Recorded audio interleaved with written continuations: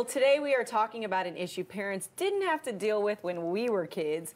When you give your kid a cell phone, I mean, this is something I know I've had to think about. Joining us now is tech mom Melissa Swidowski to give us some important tips and maybe some ideas to think about when considering when to get a cell phone for our kids, right? Absolutely, absolutely. You can look at any mobile provider and they will tell you the average age for a kid to have a cell phone is 11. Whoa, what? 11, I know. It sort of boggled my mind. And it goes, there are kids 7 and 8 years old that have them. Why does a child who is 7 years old need a cell phone?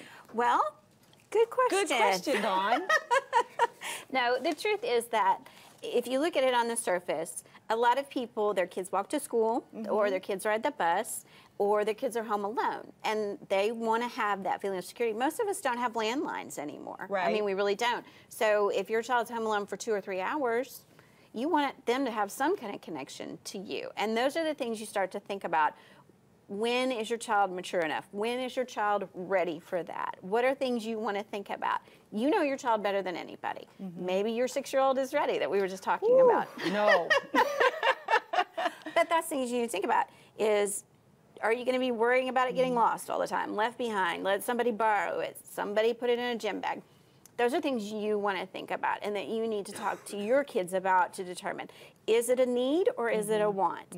Is it going to help them with social interaction? You know, there's a lot of pressure these days to keep up with each other as far as phones that you have. Instagram and everything, and whether or not they have the latest iPhone. Exactly, absolutely. But I would say the safety concern is number one. I mean, if you really are concerned about your child walking back home to school, yes, you want them to have some communication.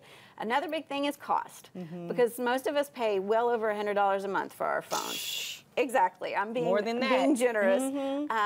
When you add another plan, that's another minimum $50. But it seems like a lot of companies now these days seem to be doing the packages where you can do 4 lines. It's a little less expensive when you bundle them all together. So I guess that's something that can help parents, right? Exactly, absolutely. But $50 a month is still $50 a month. And if you assume, you can see the graphic, if you assume that you're going to be paying for your child for at least 10 years, so $50 What if you a month? do the rule, I always love this one, you can have a cell phone when you can pay the bill every month? Now, that's a really good point.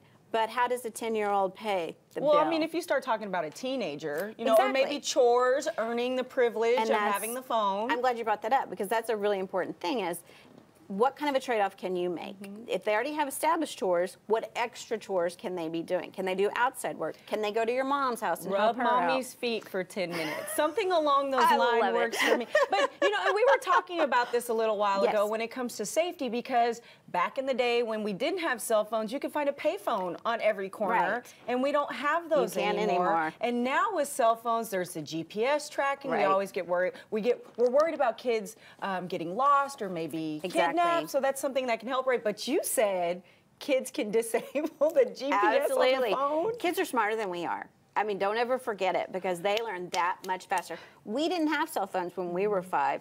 They've had them since birth, okay? So if they know you use a certain password all the time, they're going to try that They're watching you while you're punching into the phone. Because Apple and Google both allow for parental controls. I can go in and set the phone to say no app purchases or only these app purchases.